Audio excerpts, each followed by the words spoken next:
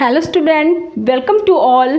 बेटा आज आप लोग डीएलएड फर्स्ट सेमेस्टर का सेकंड कंपलसरी पेपर शिक्षण अधिगम के सिद्धांत का सेकंड चैप्टर संप्रेषण की विशेषताओं के विषय में अध्ययन करेंगे। संप्रेषण की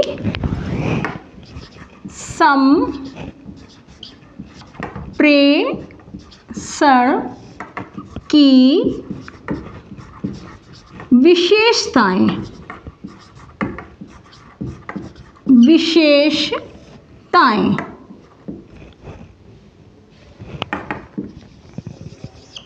संप्रेषण की विशेषताओं के विषय में अध्ययन करेंगे। तो बेटा अगली क्लास में आप लोगों ने, इसकी पहली क्लास में आप लोगों ने संप्रेषण का अर्थ और इसकी परिभाषा के विषय में अध्ययन किया।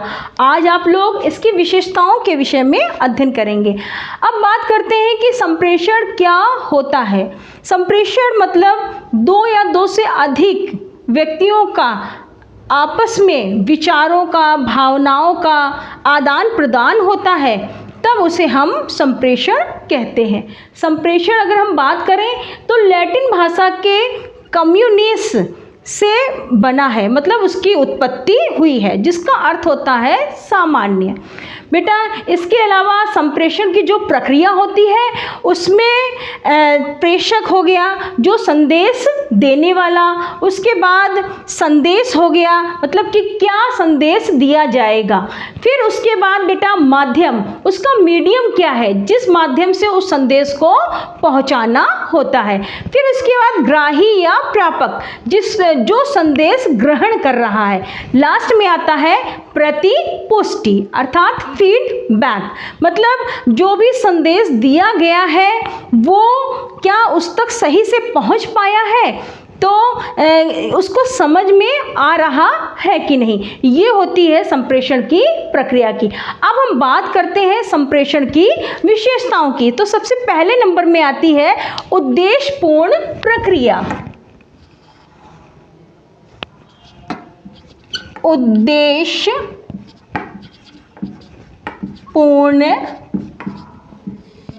प्रक्रिया। उद्देश्यपूर्ण प्रक्रिया, अगर हम बात करें कि संप्रेषण एक उद्देश्यपूर्ण प्रक्रिया है। बेटा जब भी कोई अगर हम कार्य को करते हैं तो जब तक हम उसके एम्स को निर्धारित नहीं कर लेते हैं तो कार्य जो होता है सही दिशा की ओर नहीं जाता है। तो संप्रेषण भी एक उद्देश्यपूर्ण प्रक्रिया है। अगले नंबर में आता है पारस्परिक समन्वय।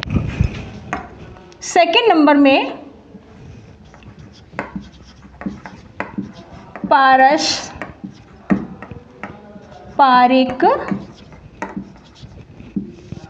समन्वय। बेटा जब हम कोई क्रिया करते हैं, जब तक हम आपस में समन्वय नहीं रखेंगे, सहयोग की भावना नहीं रखेंगे, तब तक कार्य सही दिशा में नहीं जाता है। अगर हम कक्षा में भययुक्त वातावरण रखेंगे तो हमें स्थायी ज्ञान नहीं प्राप्त हो पाएगा। अगले नंबर में आता है विचार विमर्श पर ध्यान।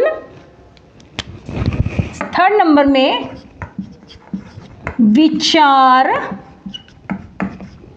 विमर्श पर ध्यान,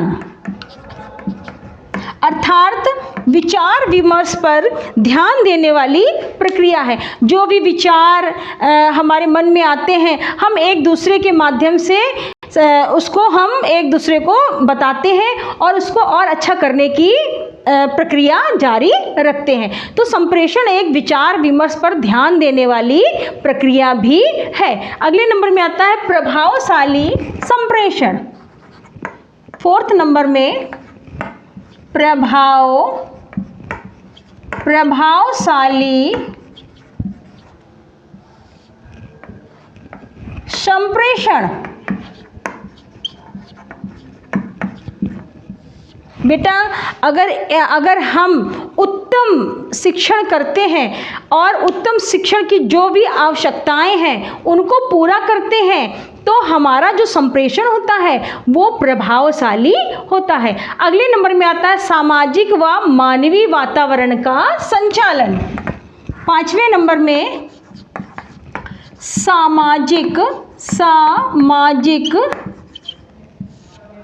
व मानवीय विचारों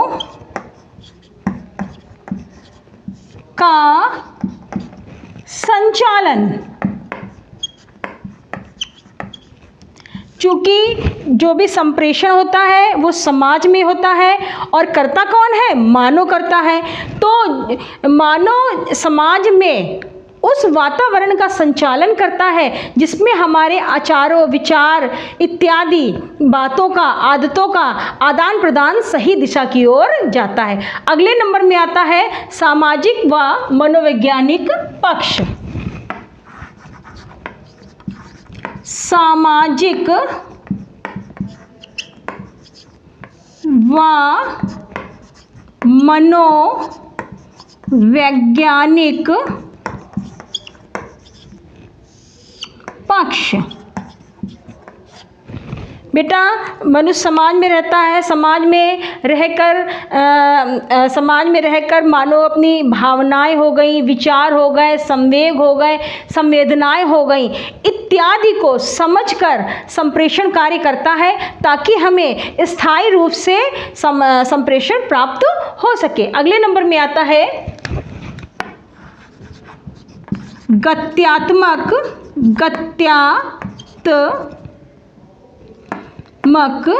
प्रक्रिया।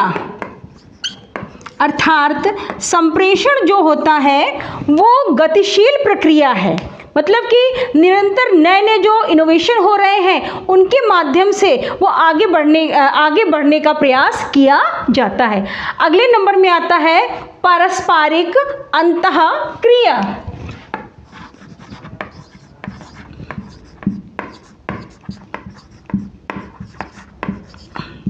अंतःक्रिया।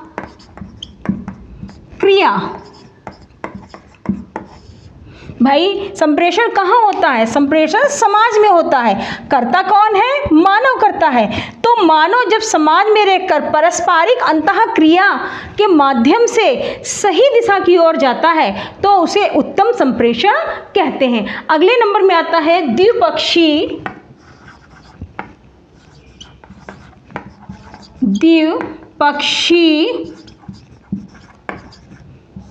प्रक्रिया। संप्रेषण को द्विपक्षीय या द्विमार्गी प्रक्रिया भी कहते हैं, क्योंकि बेटा अगर हम बात कहें कि अकेले संप्रेषण हो जाएगा तो अकेले संप्रेषण नहीं होता है।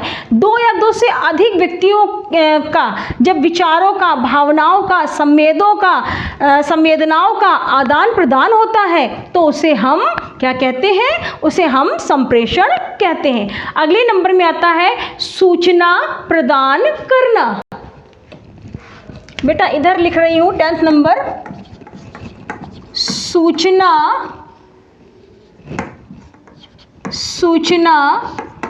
प्रदान करना।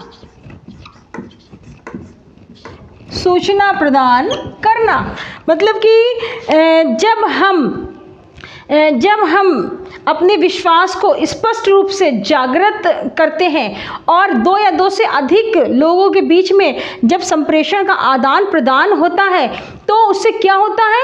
उससे सूचनाएं प्रदान होती हैं, नए नए जो इनोवेशन हैं वो उसकी हमें जानकारी होती है। तो बेटा ये थी संप्रेषण की कुछ मुख्य विशेषताएं, जिसमें सबसे पहले नंबर में थी उद्देश्यपूर्ण प्रक्रिया, अगले नंबर में पारस्परिक समन्वय, 3rd नंबर में विचार विमर्श पर ध्यान, अगले नंबर में प्रभावशाली संप्रेषण, 5th नंबर में सामाजिक व मानवीय विचारों का संचालन, 6th नंबर में सामाजिक व मनोवैज्ञानिक पक्ष, गत्यात्मक प्रक्रिया, पारस्परिक अंतःक्रिया, द्विपक्षीय प्रक्रिया और लास्ट में सूचना प्रदान करना। अर्थात सूचना संप्रेषण का कार्य क्या होता है? सूचना प्रदान करना, परस्पर विश्वास जागृत करना। अर्थात दो या दो से अधिक व्यक्तियों के विचारों, भावों, आदतों, संवेगों, संवेदनाओं में जब आदान प्रदान होता है तो उसे हम क्या कहते हैं? उसे हम संप्रेषण कहते हैं। बेटा आज के लिए इतना ही, नेक्स्ट टर्न में नेक्स्ट टॉपिक के साथ। Thank you.